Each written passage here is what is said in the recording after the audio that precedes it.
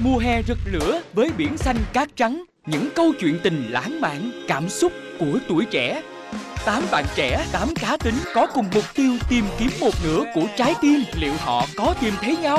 Và đặc biệt, Traveloka sẽ đồng hành cùng các thành viên với chuyến du lịch cho cặp đôi bí ẩn nếu giữ bí mật được đến cuối chương trình. Huỳnh Tuyết Anh, 23 tuổi, hiện là nhân viên phát triển kinh doanh, đam mê lớn nhất là võ thuật, đã trải qua 3 mối tình. Nguyễn Thành Tâm, 29 tuổi, hiện là huấn luyện viên thể hình, đã trải qua 4 mối tình. Nguyễn Thị Mỹ Hà, 24 tuổi, công việc hiện tại là người mẫu ảnh và giáo viên dạy nhảy, đã trải qua 2 mối tình. Đoàn Tấn Nam, 27 tuổi, quản lý công ty sự kiện, đã có 4 mối tình. Công việc bận rộn khiến anh không có nhiều thời gian dành cho chuyện tình cảm. Nguyễn Thiếu Lan, 21 tuổi, có nickname là Mèo. Công việc hiện tại là người mẫu, chỉ mới có 1 mối tình.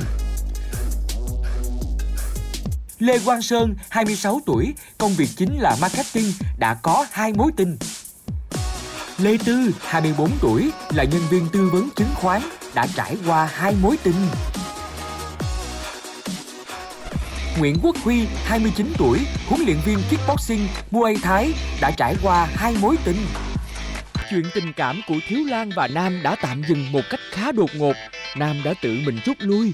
Huy cũng đã thừa nhận mình thích Thiếu Lan, trong khi Tâm thì đang tấn công cô nàng một cách dồn dập. Diễn biến của mối quan hệ tay ba giữa Thiếu Lan và hai chàng trai trong ngôi nhà chung sẽ như thế nào? Mời quý vị cùng đón xem. Sáng hôm sau, Thiếu Lan tranh thủ dậy sớm nấu ăn cho cả nhà. Anh chàng Tâm ngay lập tức xung phong phụ cô nàng một tay. Từ lúc chia tay người yêu tới giờ lâu lắm em chưa đúng không anh? Ủa vậy hả? Tại vì lúc mà đó là bắt đầu tập trung vào công việc luôn, làm cho có tiền, có tài chính, có quyền lực gì đó để... Xong rồi sau đó có đạt được điều mình muốn không? Chưa, vẫn còn đang trên con đường tham vọng. Cố lên. Tuyết Anh nhờ Sơn chở đi làm giùm vì công ty của hai người cũng gần nhau. Ok. Đang suy nghĩ. Hà, hôm nay em đi làm hả? Đi bệnh viện hả? Đi ở đâu? Không nói sớm. Anh Sơn à? Sao em? Nói sớm anh có chở em đi không hả? Anh kêu không nói sớm. Tại vì anh hẹn chở Tuyết Anh đi rồi. Thôi, anh chở chị hả? Thôi anh Sơn chở chị ấy đi. Em đi làm bằng cái gì? À, sáng nay em được nghỉ đúng không? Em đi Grab về nhà cũng được. Chị đi với ảnh đi. Em đi bệnh viện nào? À, Thủ Đức. Thôi khỏi anh đi luôn đi. Lát anh ăn ngoài cũng được. Bye vậy gần nha. Sorry nha Tuyết Anh. Không sao, đi đi. Mất tiền rồi. Tiền em đau quá em.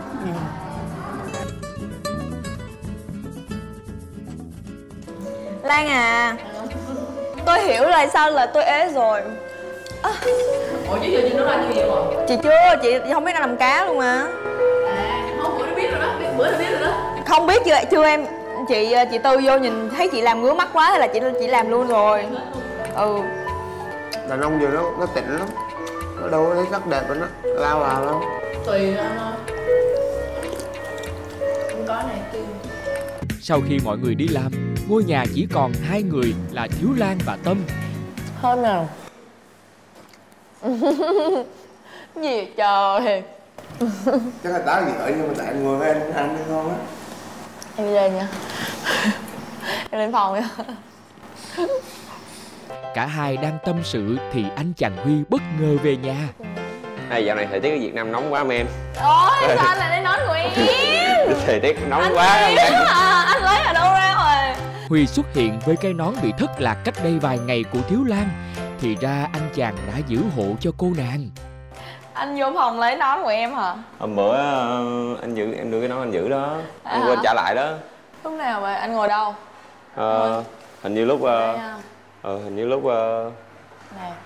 hình như lúc nào không nhớ, nhưng mà em có đưa anh giữ cái nón á. Em cảm ơn. Em cảm ơn. Nóng quá men. Thấy rồi.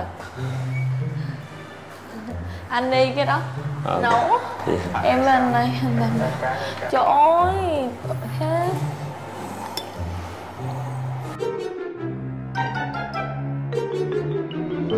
Ngon không anh? Ngon em bưng ra là anh thấy. Anh nấu đó. Ok. Hả? Anh nấu đó. Nấu hả? Ừ.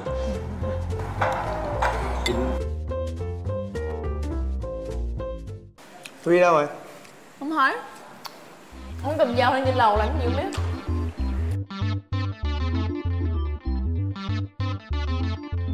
Không lo chịu ngồi đây dạy bạ cho tôi rồi còn đi quăng kiếm Huy không? Chị hỏi là ông có ăn không để em làm nốt cái nuôi cho đỡ phí. Em tốt quá vậy. Nhưng mà em thấy bình thường mà. Giống như chị Hà thôi, chị Hà cũng làm đồ ăn cho mọi người ăn mà. Mấy chị nhận xét nhau thì có mấy chị nói em là mày bớt nghĩ cho người khác đi. Anh cũng có phải góp ý với em như vậy. Mày nghĩ cho người khác nhiều quá rồi mày thiệt thòi rồi, mày bị lợi dụng. Với lại không tốt, cái đó là không tốt. Sao là không tốt à? Tại vì cái gì nhiều quá nó không tốt. Em ăn nhiều quá không tốt. Tại vì trên cái quan điểm chủ quan của em á, trên cái nhìn nhận chủ quan của em á, em thấy cái đó là bình thường. Nhưng mà khách quan người ta cũng nói, nhiều người nói vậy. Anh nêu bây giờ anh nói như vậy là em phải coi lại vấn đề của mình như thế nào. Em không thích ích kỷ. Em thấy như vậy tốt mà. Tức là phải quan tâm một cách khéo léo và phải có chừng mực thì nó là tốt nhất, chứ không có bất chấp. Này không phải em hỏi mà là em muốn anh chia sẻ. Anh có hiểu cái cảm giác mà. Với lại chắc không. Được đấy.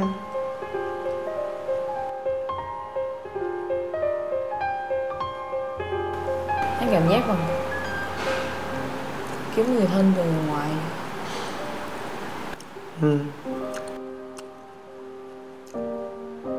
Cũng có, anh có chứ, em có trải nghiệm, em có trải qua chứ. Tại vì anh sống xa nhà mà. Em sao lâu bằng anh được không? Giờ kể cái chuyện của anh nhé. Bỏ qua chuyện đó đi thì em rút kinh nghiệm chuyện đó xíu thôi rồi bỏ cho nó. Thôi thay đổi tận tâm trạng đi rồi không có gì nữa. Phòng một chút xíu anh ngồi đây em có gì nữa sau. Thiếu Lan có vẻ không đồng tình với những gì mà Tâm chia sẻ. Càng trò chuyện, cả hai càng không hiểu nhau. Cô nàng quyết định về phòng của mình. Anh Tâm, cái cảm giác anh làm hơi buồn á, làm em buồn mấy chập. Lúc đầu thì rất là kiểu anh rất là tinh tế, anh quan tâm này nọ, nhưng về sau từ từ thì cũng hiểu hơn về anh. Mình không kiểm soát được cảm xúc trong khi mà mình nói chuyện, tại vì mình hơi nhập tâm quá thì thành ra nó không có hay, dẫn đến cái câu chuyện nó căng thẳng và làm cho Lan buồn. Thì mình cũng thấy có lỗi vì điều đó, tại vì mình vô tình là làm cho bạn buồn. Muốn Thiếu Lan bất ngờ, Huy bắt tay vào làm một món quà nho nhỏ tặng cho hai nhân vật đặc biệt trong ngôi nhà chung. Anh chàng âm thầm làm một cách rất nhẫn nại.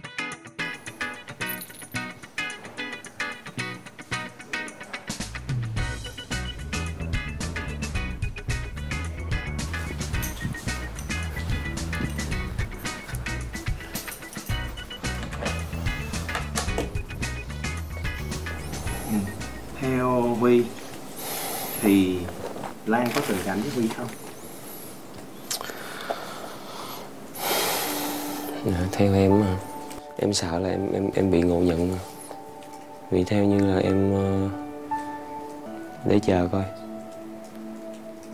ông trời ông trời dẫn dắt mình tới đâu. Trong khi Thiếu Lan không vui, Huy đã vào phòng và bất ngờ tặng quà cho Si. Cái gì vậy? Đó là cái gì? Đừng nói cái tầm cho Si nhá. À. Cái gì vậy? Đồ cặp á hả? À. Cặp với con. Đừng nói là cặp với rồi em đi vệ sinh. Hiểu chưa? À đấy đi vệ sinh cái. Đi vệ sinh. Chui vô.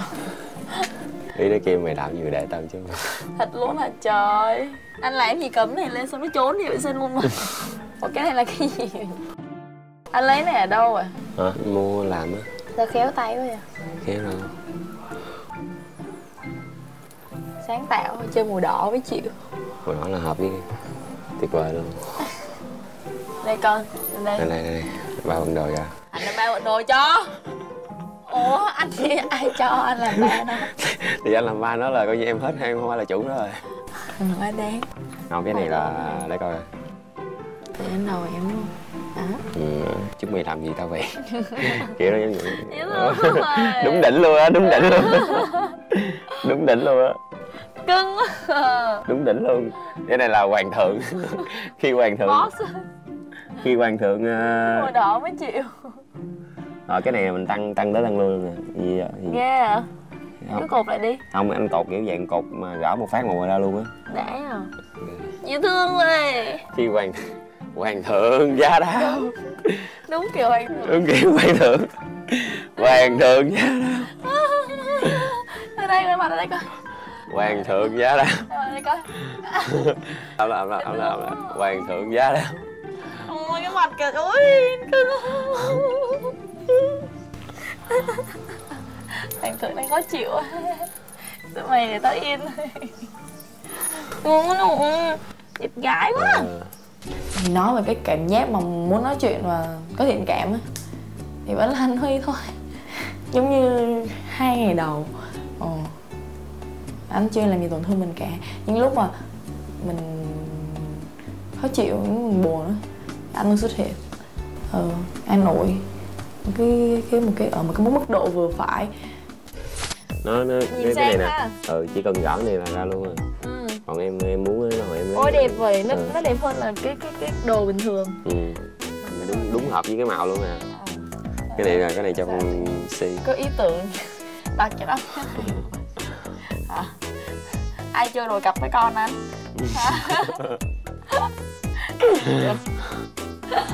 Đẹp quá. Đúng đẹp luôn. Mình cảm ơn nhá. Vậy là có đồ bạn đi chơi rồi. Không có đi chơi có bận đồ của anh Huy thôi. Lâu rồi mấy cái kéo em cắt ngắn này. Không sao, để vậy đi, không sao đâu. Nó có không bị khó chịu nha. Không, anh siết nè, cái tay. Trời, đâu ra con mèo chui ra đây. Đâu ra đây, sao con leo được lên, vẫy đuôi kìa. Đáng sợ thật. Đỉnh. Bây giờ tới hoàng thượng Mon. Hoàng thượng Mon. Hoàng thượng Si, hoàng thượng Mon. Ê cẩn thận. Nó vờn cho em. Còn nó nói á. Ôi. Hoàng thượng Mon. Này rộng không? Không, anh siết chặt. Quay lại cho nó. Trời ơi, nó nhoi. Hoàng Đây. Hoàng thượng Mon. Chụp đi luôn tung bè. Chụp thống. Đúng rồi. Cưng dễ sợ cưng. Trong lúc Thiếu Lan ở nhà chờ Tâm về đi siêu thị thì Huy đi đến công ty Tuyết Anh để đón cô nàng về nhà chung. Em gửi em sắp về rồi, thế là sếp gửi mail qua cho em bảo là gửi gấp 3 cái mail này tại vì ngày mai công ty có cái event á, nên là em phải gửi gấp. Ủa không, hồi nãy anh có thấy tin nhắn của em trong cái group không? Em để. Anh có thấy. Lúc mà anh đọc tin nhắn anh thấy sao? Anh rớt nước mắt. Thiệt không? Đó thấy giỡn. Ý là cảm thấy buồn. Nhưng mà anh có tin là thiệt không? Anh hy vọng không phải. Ủa rồi anh với lại bé Lan sao rồi? Tấn công chưa? Tấn công Thành chắc quá. Thành chắc là sao? Ý là tấn công vô mà quân địch phòng thủ dữ dội. Anh thấy Tâm với lại bé Lan sao? Anh thấy anh Tâm tấn công bé Lan hơi bị dồn dập đó. Đó là vấn đề anh có thích bé Lan hay không? Có thích. Có thì anh tấn công đi, anh còn có mấy ngày nữa thôi. Này nha, em với bé Lan sẽ bận ngày 13, ngày 15 thì là mình còn Lan với em còn lại có 3 ngày thôi. Nếu mà anh thích anh phải đấu tranh chứ. Sao anh có kế hoạch gì để cưa cẩm bé Lan rồi nọ chưa hay là im luôn? Anh cũng có một hai cái mà tôi lại vậy.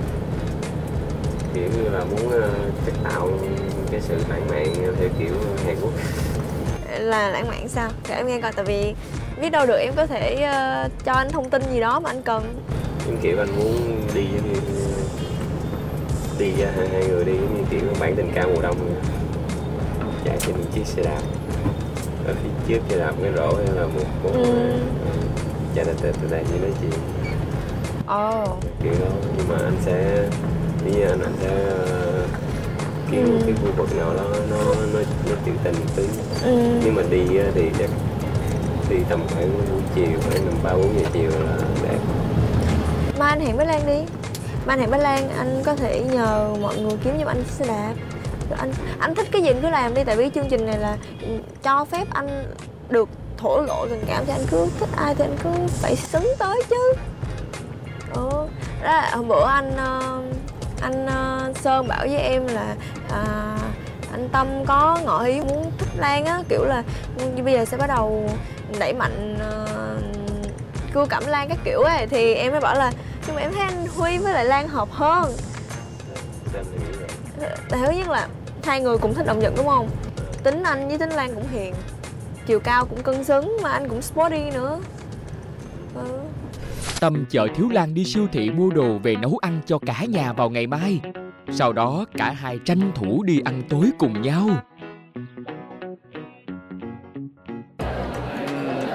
Khi mà nói về cái chuyện mà em muốn quan tâm người khác á,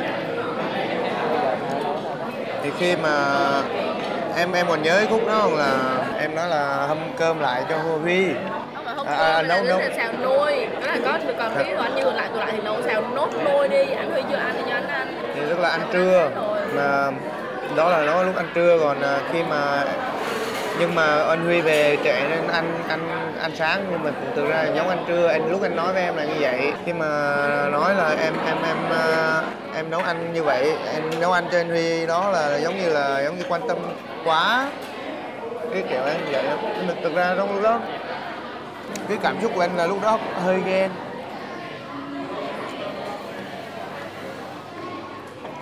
Và lúc sau đó thì anh về anh suy nghĩ lại thì anh thấy kỳ quá, làm em bị buồn, vì anh nói hơi gay gắt.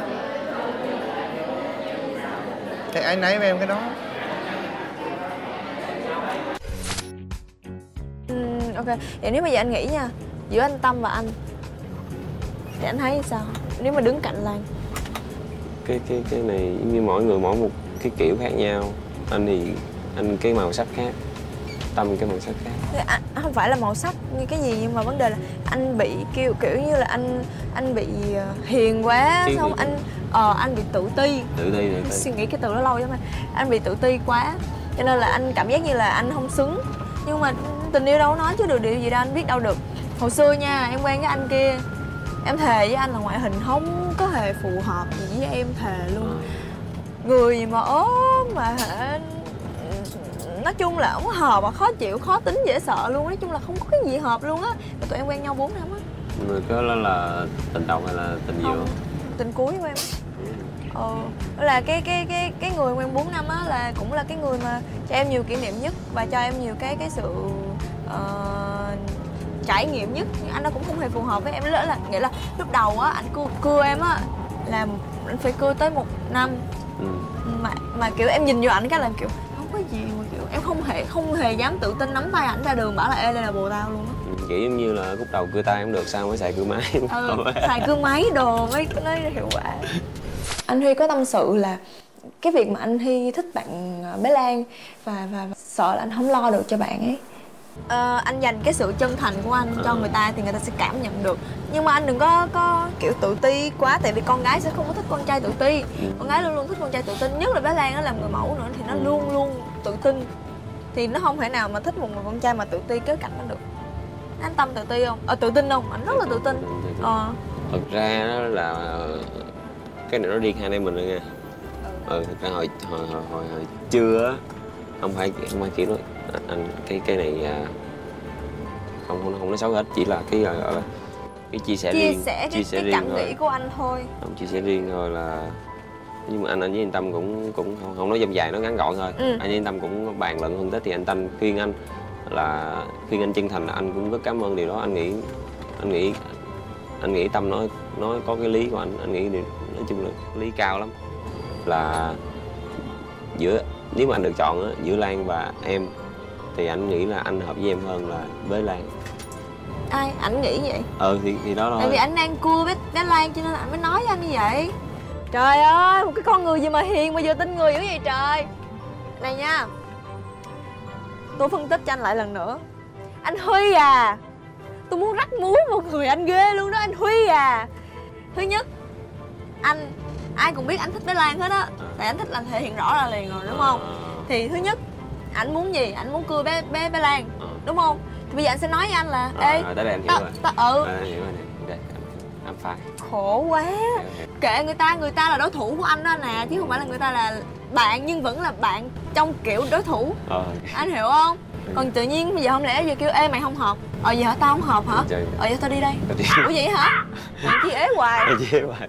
Anh hay bị cái gì giống vậy nè, anh đang thích người đó như người đó cũng thích người đó, mày thích ok, mày thích thì mày không, cái đó là một sự thiếu tôn trọng bản thân của mình. Anh đang thiếu tôn trọng bản thân của mình và thiếu tôn trọng cái người đối phương. Tại sao? Tại biết đâu được bé Lan nó thích anh hơn thích Tâm, đúng không? Biết đâu được là anh đâu có biết được Lan nghĩ gì đâu, đúng không? Lỡ mà nó thích anh hơn mà anh lại nghe lời anh Tâm, từ bỏ dễ dàng thì chẳng khác nào anh fail rồi. Anh hiểu không? Còn nói với em anh giống như là được khai sáng nhiều thứ ha. Không, cái này chia sẻ thôi anh nè. Kiểu giống như là em thấy anh tin người quá, anh hiền quá, hiểu không? Anh tới chương trình này làm gì? Là muốn tìm hiểu một bạn nữ nữa, đúng không? Để biết đâu được là sau này anh sẽ hợp với bạn đó, hoặc là sẽ có thêm những người bạn mới, đúng không? Ủa thì mắc mớ gì anh thích người ta thì anh cứ thể hiện thôi. Vậy là anh chỉ mới tìm hiểu em thôi, anh chưa là người yêu em đâu á. Mà anh nói em như vậy rồi thì đến lúc Đúng không ạ? về sau không biết làm sao. Em đang... Bởi vậy em mới nói là em đang hỏi chưa nói cái chuyện mà cái câu chuyện giữa hai con đường mà em nói anh á.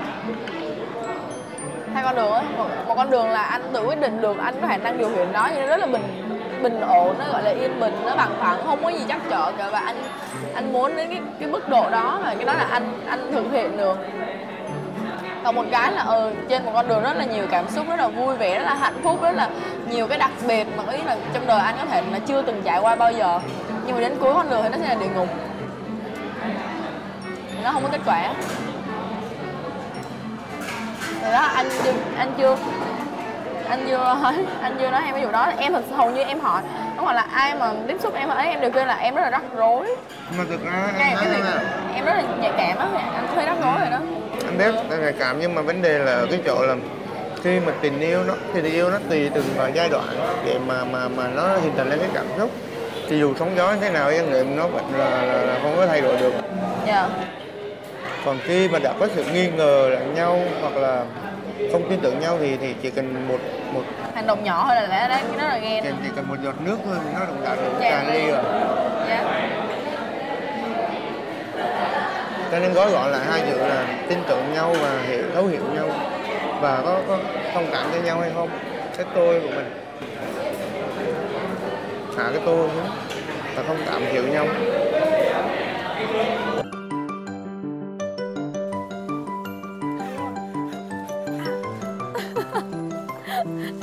Em ơi, xe em nó không có chạy. Mọi người ca hát vui vẻ với nhau, đặc biệt là phần đàn hát khá ngẫu hứng của Sơn và Tuyết Anh. Vì mọi mệt quá, người nào ơi xin giúp tôi mượn nụ hôn, mượn rồi tôi trả, đừng vội van quá. Người nào ơi xin hãy nghe một giùm tôi, một liều quên lãng để tôi thanh thang. Người nào ơi xin giúp tôi mượn niềm vui, để lần yêu đuối này là lần cuối thôi. Nam có cuộc gặp đột xuất với khách hàng nên đã vội vàng rời khỏi nhà chung. Huy quyết định tiết lộ cho các bạn một bí mật về bản thân mình. Tối nay Huy có đi làm bên chỗ làm ban đêm á, thì ý là không biết có ai mà đi học ban đêm? Đi làm ý là không biết có các bạn có muốn với mấy ông nữ có muốn qua tham quan cái chỗ Huy. Mấy giờ? Lát cho biết. Mấy giờ? Khoảng 10 giờ qua bên kia. Qua Quận mấy? Chơi chút không? Quận mấy? Quận 5. Mang rượu đâu. Quận 5. Cũng gần đây. Ok. Để Nhanh lên, mọi người đợi. cho nhau một lời để không quên những êm đềm.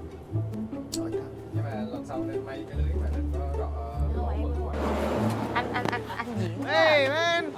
Hello anh. Hello anh. Đừng có đóng đừng chứ. Anh làm gì ở đây vậy hả? Không đẹp nè, không nói đâu. Cặp đấy nhưng mà Là sao? Là sao em không hiểu? Đây cô chơi, ý là bạn Huy làm gì xe hơi ở đây? Huy làm gì xe hơi ở đây? Đi vô ngồi chơi cho vui đi vợ, vậy mà hôm trước không nói, để anh em qua chơi. Là tôi nghi rồi, tôi đã nghi có gì đó hả, sai. Sau một ngày trải qua nhiều cung bậc cảm xúc, tình cảm của Thiếu Lan và Tâm đang có dấu hiệu tuột dốc. Trong khi đó, anh chàng Huy đã ghi điểm khi bất ngờ tặng quà cho Si và làm cho cô nàng Thiếu Lan tìm lại được nụ cười. Tuyết Anh và Sơn vẫn dành cho nhau khá nhiều tình cảm. Cả hai vẫn có những sự đồng điệu nhất định. Những diễn biến tình cảm tiếp theo trong ngôi nhà chung sẽ ngày càng biến đổi khi thời gian bên nhau của các bạn đang ngày càng rút ngắn dần. Mời quý vị và các bạn đón xem tập tiếp theo vào 22h45 thứ ba tuần sau trên kênh HTV7, Đài truyền hình thành phố Hồ Chí Minh.